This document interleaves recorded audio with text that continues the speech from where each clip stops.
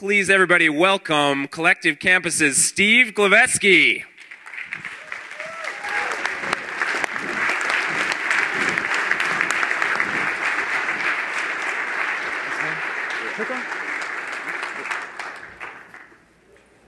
G'day, Nebraska. So, I came out on Monday and driving out from the airport with Brian, I made the comment that this looks a lot like the countryside in Australia, except instead of kangaroos laying by the road, we have deer. Only difference, only difference. So today, as was mentioned, I'm the founder of Collective Campus, and our main mission as an organization is to unlock the potential of people at large organizations to create more impact for humanity and lead more fulfilling lives. But despite this big ambition, I'm notoriously bad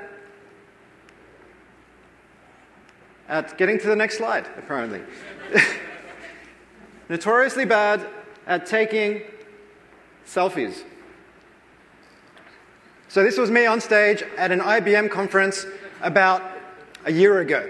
So given this little stuff up, I'm going to have another crack at it today. So bear with me. I want to see everyone's hands in the air for this one.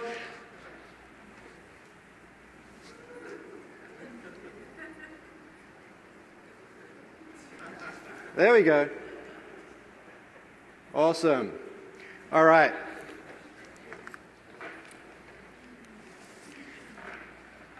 So, human beings, we love a lot of things, right? We love a lot of things that are good for us and maybe a few things that aren't so good for us. But there's certain things we don't particularly like. I mean, we don't like being wrong. We tend not to like ambiguity, especially when we're trying to make decisions that involve money. Of course, we love certainty. We love it when things grow in a predictable, in a reliably predictable manner, kind of like this strawberry. But the reality today is far from that.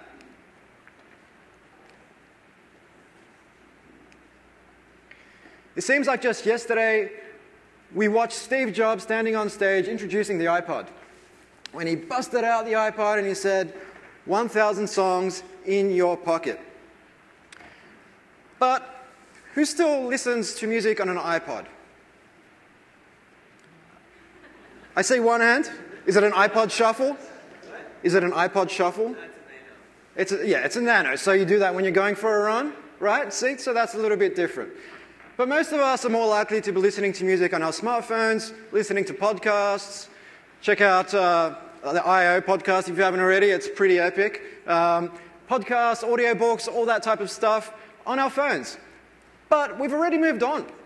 Some of you might be heading home from work, and you'll get home and you will say, hey, Google, play that song from The Breakfast Club.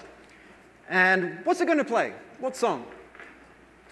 Simple Minds. Yes, Simple Minds. Don't you forget about me. Or you might say, play that song from the Rocky soundtrack. Eye of the Tiger, of course, by Survivor. That's where we're going. And the time between these disruptions is getting shorter and shorter and shorter. And as we've already seen, hopefully, this is a streak. That's 3 in a row.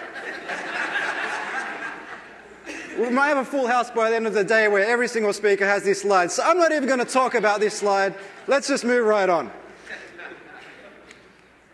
So, some of you, if not many of you, would be familiar with the concept of Moore's Law, the doubling of computing power every 18 months.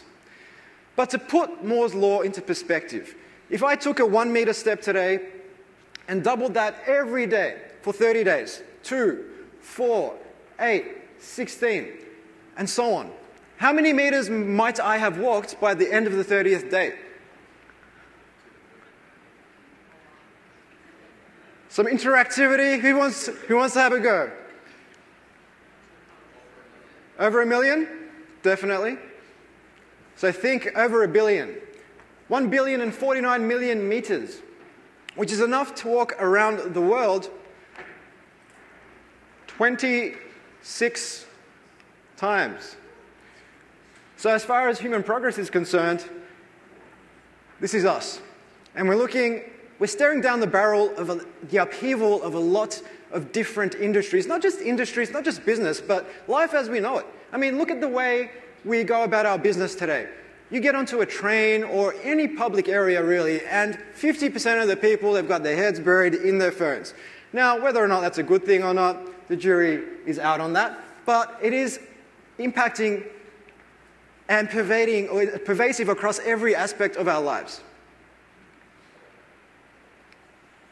And so while we'd like our decisions to be based on certainty and predictability, the reality today looks a little bit more like the next slide. There we go. So we're obviously trying to navigate a new world, but we're using old maps. So here's a little story about a country that was using old maps to try and navigate a new world. And that country is China. For so long, throughout the 20th century, China trailed the United States on almost every indicator of economic prosperity. And when it came to their gross national product, back in 1989, China's GNP was about $1 trillion US. But their leader, Deng Xiaoping, liberated the economy and drove them towards capitalism, albeit while still maintaining a communist political system. And in the 29 years since, China's gross national product has increased by a factor of 20, and it surpassed the United States' back in 2014, and it continues to build that gap. That's what happens when you update your maps to navigate in your current environment. Do we have any Simpsons fans in the house? Woo! Simpsons fans. Awesome. So I grew up on The Simpsons. I'm actually a child of the 80s, and as was pointed out, a massive, massive heavy metal fan. But we'll get to that later. So, some of you Simpsons fans in the house will recall when Milhouse, Nelson, Ralph, and of course Bart managed to stumble upon some cash, the AAA guidebook, a fake ID, and a rental car. Of course, this AAA guidebook was from 1982. And I'm pretty sure this episode was from 1995 or so. So what happened when they got to the World Fair? Of course, it had long since shut down. Right? So that's what happens when you try and navigate a new world with old maps. So how might these old maps be showing up in the modern workplace? And I use the word modern workplace loosely. So here's some old values. On the left of the screen, things like silos. We've got HR over here, we've got IT over here, sales, marketing.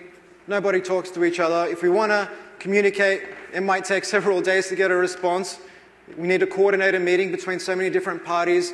This person's out of town, this person can't make it, this person made a last-minute cancellation, so that meeting gets pushed out for weeks and weeks, which ultimately compromises our ability to move with the cadence that's required to innovate.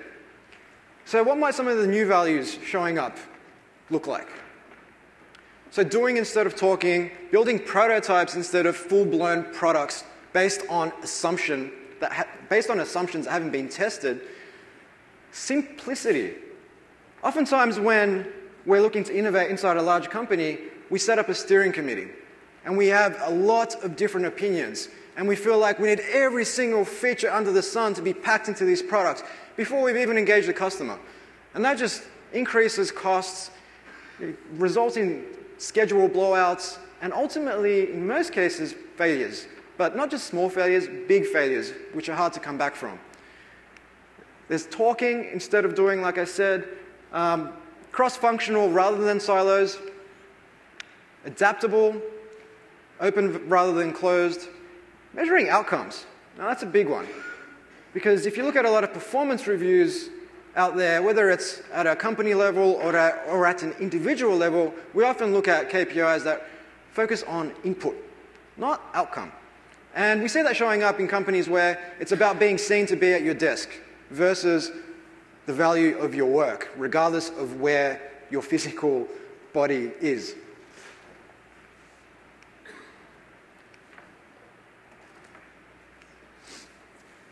And there's different processes and metrics that show up in large organizations, which again make it difficult to navigate in this new world. Things like our procurement processes, which often inhibit organizations from engaging startups. I've come across so many of my clients who will only ever work with large incumbent professional services firms or technology firms in most cases, because that gives them the sense that if something goes wrong, they're covered. Because, well, we hired this big firm, so it's on them. Versus hiring someone smaller, cheaper, who can move much faster and bring new thinking to the table. But if they screw up, then, well, why did you hire them for? It ultimately requires a bit of a paradigm shift in the way they think. So as I mentioned, it's leading to not only cost blowouts, schedule blowouts, and things of that nature, but more importantly, and more critically, it's affecting employee morale. I mean, when you play a video game, you don't play right to the very end and then say, okay, here's how many points I got. You know, when kids play a video game, they get rewarded along the way. If they're playing Super Mario, you pick up your little mushroom, you get your fireballs, you get your feather and you fly. I'm showing my age, I'm referring to Super Mario 3 here. But nonetheless, it's not about getting to the very end and then say, all right, here's all your rewards. That wouldn't be very fun. You look at mobile gaming like Candy Crush Saga. I don't know if people even play that anymore. Does anyone play Candy Crush Saga still? No? Good. But the whole point of that was, you know, you get your reward as you go and it keeps you hooked. It keeps you coming back. In fact, most of the mobile applications we use today have been designed in a way to keep us hooked. You know, that dopamine hit. But the way our product development and innovation works in a lot of large companies today is, okay, here's our idea, let's spend the next 12 months working on this, and then we'll release it to the market, and fingers crossed it works. Now, more often than not, it doesn't work. But 12 months, it ultimately, well, it basically hurts employee morale.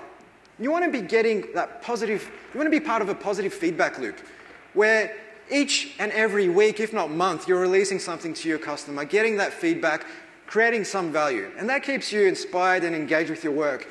And it ensures that you're working towards something that is going to deliver benefit, not just something that you hope will deliver benefit.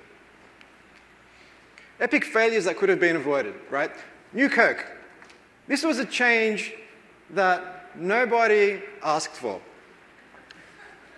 And in fact, when Coke brought back the old formula, TV anchor Peter Jennings interrupted hit TV show General Hospital to announce the news to the world.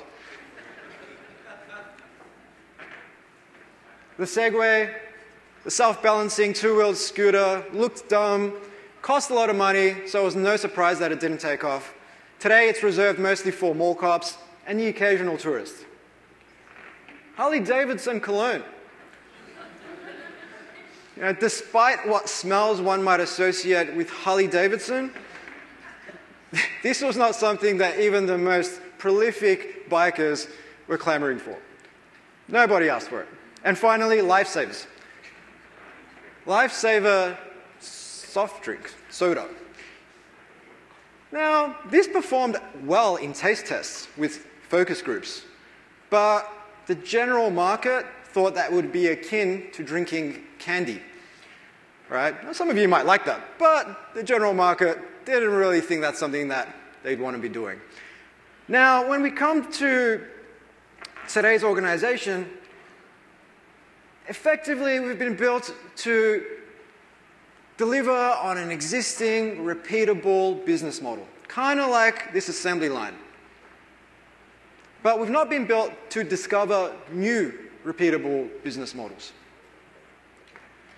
So what might some organizations who have been built to navigate the new world look like? And how might they differ from the old? First up, we have NASA. It cost them approximately $1.5 billion to launch. And on the other side, we have SpaceX, $61 million. Thanks to a culture of experimentation. You know, their Falcon 9 rocket, they had 3 public stuff-ups, 3 public explosions as they tried to get their rockets into orbit. But they were okay with that because with each setback, they learned. And the 4th time, they successfully got into orbit. And since then, numerous times they've done so, and they've managed to land those rockets back on Earth, both on land and at sea. And just recently, many of you in the room will know, they shot a cherry red Tesla Roadster into orbit. They were supposed to hit Mars's orbit. It went far beyond that. But that's where they're going, because they're comfortable with embracing uncertainty and comfortable with failing publicly, rather than setting up huge steering committees and ultimately paralyzing themselves in the process. Next up, we have Blockbuster. At their very peak, in 2005, they had 60,000 employees and a market cap of $5 billion. Today, Netflix market cap, $90 billion and only 3,500 employees, because they've figured out how to leverage technology to deliver what is a far superior service, not only locally, but globally. And finally, Kodak. We've all heard the Kodak story, but in the year that they filed for bankruptcy, they had 16,000 employees. And that same year, Instagram was acquired by Facebook for $1 billion, and they had 11 employees. And today, they're valued at about $50 billion. So how might we go about updating our maps? Now, as Sean mentioned in his talk, updating our maps is not beanbags, it's not table tennis tables or ping pong tables, and it's not just covering the walls with Post-it notes. Although Post-it notes, like any tool, used effectively, can create a lot of value. So what we see in some organizations is idea challenges. Now, these can be a great tool to galvanize people to share their ideas.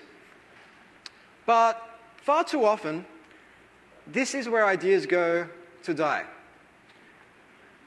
Usually, we don't specify what kind of idea we're actually looking for. Is it incremental innovation? Is it disruptive innovation? What particular problem are we trying to solve? And we often get hundreds of ideas. And we don't have a clear criteria on how to evaluate these ideas. People often default to senior executives to choose the best ideas. And those ideas tend to be chosen based on past experience. They tend to be chosen based on intuition. And I had a really good conversation with Annie Duke, who was a former World Series of Poker champion. And she was saying, you know, intuition is just a product of your past experience. If you want to do something new, something that's never been done before, you can't rely on your intuition. You need to rely on something else.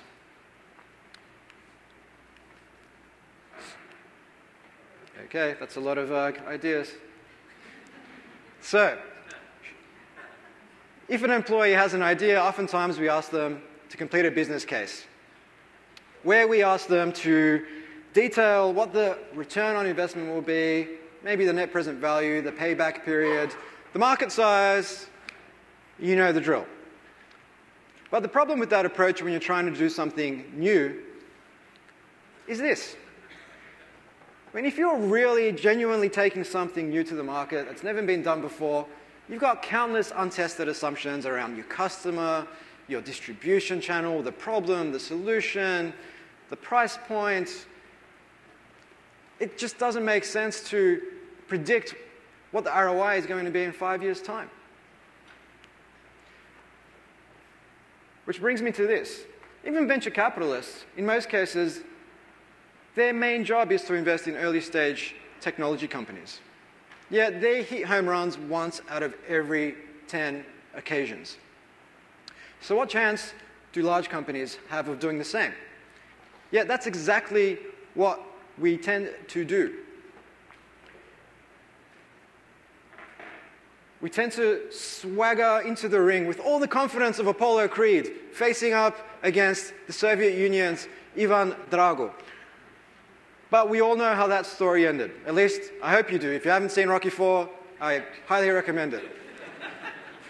And I'm conscious that I've had two examples so far of China and the Soviet Union dominating. I'm going to finish up with a very, very United States victory slide.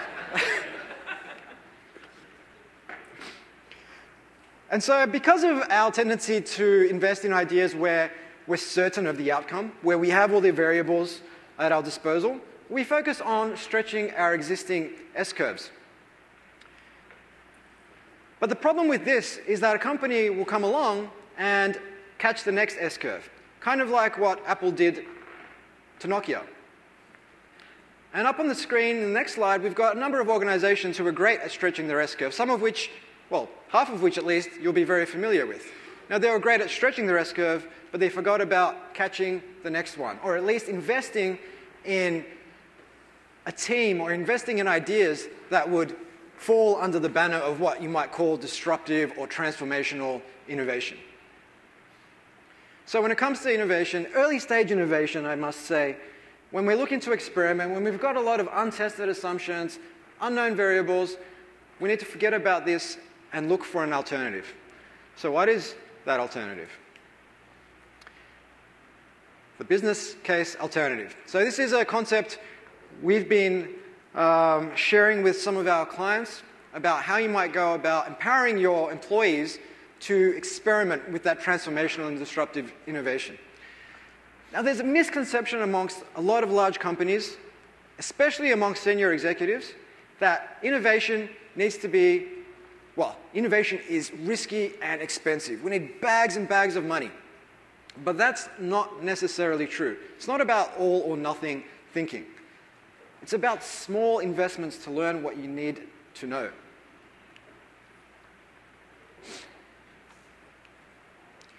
So when you look at the product development lifecycle, effectively, you've got your problem, you've got your solution, you've got your business model, and then you scale. You don't start with scale.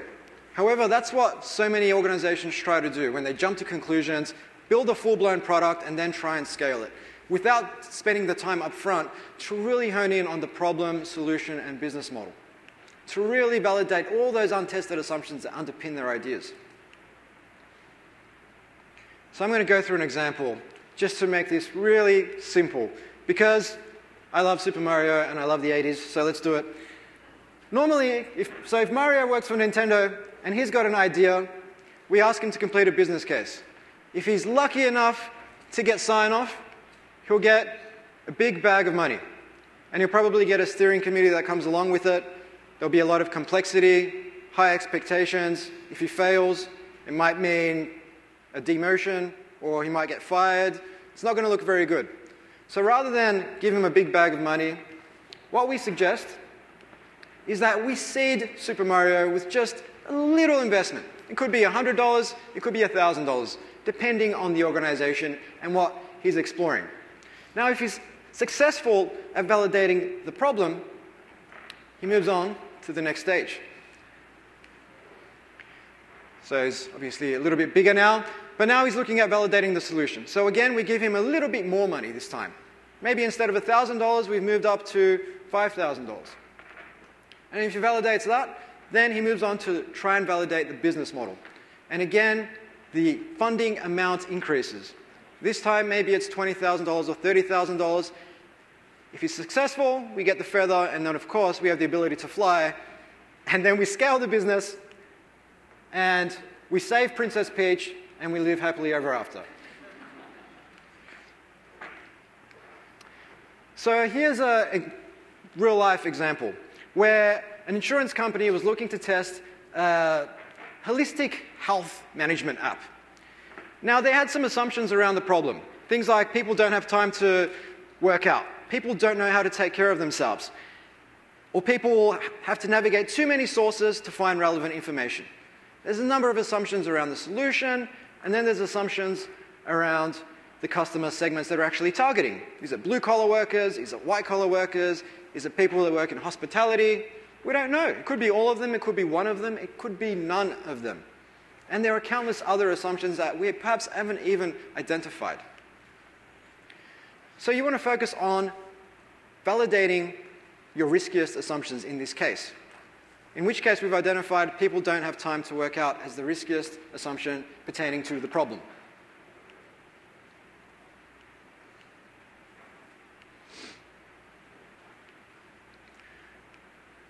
So when you're validating the problem, like I said, you don't need a big bag of money. There's different tools and processes you can use to do so with a small investment.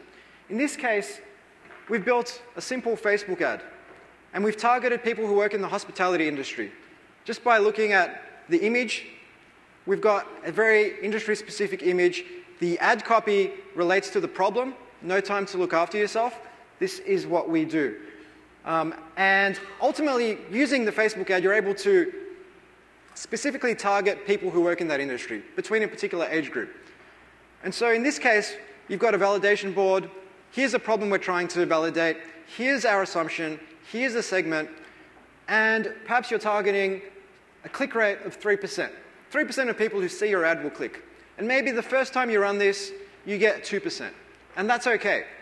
Even 0% would be OK, because you're learning something. And then you can start tweaking your copy, your imagery, the problem, the solution, and see if you can change that. Can you increase it over time? It's all about testing as many assumptions as you can to move the needle on that. Next up, if people are clicking on the ad, then they move to the solution. At which stage, we built a simple one-page website where we provide a little bit of information about the actual solution. And if people are interested, they simply click Get Early Access. And in this case, again, you're going to be looking at what percentage of people visiting this page actually sign up. So you update your validation board as you go. And this then provides you with a mechanism by which you can actually have conversations with senior executives around hard numbers that don't pertain to ROI, IIR, NPV, and so on. So here's some actual testing results from some work we performed across the different customer segments. You'll see that we got over 120,000 impressions, about 1,200 or so clicks, and this took us literally a couple of weeks. So this was invaluable data for that company, because up until that point, they were operating purely on assumption alone. And so here in this case, actual testing results show that blue-collar workers had an activation rate much higher than that of white-collar, hospitality, or freelancers. So clearly, we should be doubling down on that segment, rather than trying to chase a furry white rabbit down the wrong rabbit hole. So how might you go about validating the business model then?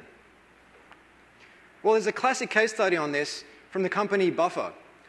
So Buffer, if you're not familiar with them, provides a social media scheduling tool where I can post across different social media platforms with the click of a button and schedule my tweets and posts to appear next week. But when they were starting out, this didn't exactly exist. So what they did was they created a one-page website, which is on the previous slide. If we could go back, that would be great, where at the very top of the screen, they provided you with an example of what it did. A quick overview. Schedule your tweets, we'll do the rest. If that sounded good, you click the little green button which says plans and pricing. Then you'd have your pricing models. $5 to tweet 10 times a day, or $20 to tweet as much as you like. If that sounded good, you click on one of those, then a pop-up box would appear which said, sorry, you caught us before we're ready to go, but please leave your email address and we'll let you know when we are. Now, taking this approach, they basically got 10,000 email signups in 4 weeks. So there's countless tools you can use to prototype in this manner. But I'm not going to go through them all. I'll make this deck publicly available for everybody to refer to afterwards. So the benefits of this are numerous. Empowered people, improve employee morale, and ultimately the survival of the organization. So I'm going to wrap up with a quick story. Yeah. Team America! Woo! So in the Vietnamese War, the fight in the skies was between the F-15s and the Russian MiGs. The Russian MiGs were flown by the North Vietnamese fighters, the F-15s by the US fighters. Now, on paper, the Russian MiGs were much more powerful, much faster planes. But there was two key differences between the two jets. One, the F-15s had a 360-degree dome. whereas the MiGs only had 180-degree vision. Second, the MiGs required the Vietnamese fighters to work out because their throttles were only semi-hydraulic, whereas the F-15s were fully hydraulic. These two variables meant that the Americans had better vision and they could respond faster. They were basically able to observe, orient, decide, and act faster than the North Vietnamese fighters. And they swept the sky of Vietnamese jets 10-1. So I'm conscious I'm out of time, so I'm just going to wrap up with this final slide on what it means to observe, orient, decide, and act faster. In large organizations, we tend to take our time observing, orienting, deciding, and acting. But if you speed up your cycle time, you'll be able to adapt to the changing circumstances, update your maps, and in the spirit of Batman, we'll get there. Pow. So ultimately, today's environment is far from certain, but one thing is certain. By taking this approach, we'll be far more likely to avoid going down the wrong rabbit hole and far more likely to double down on the right one. Thank you.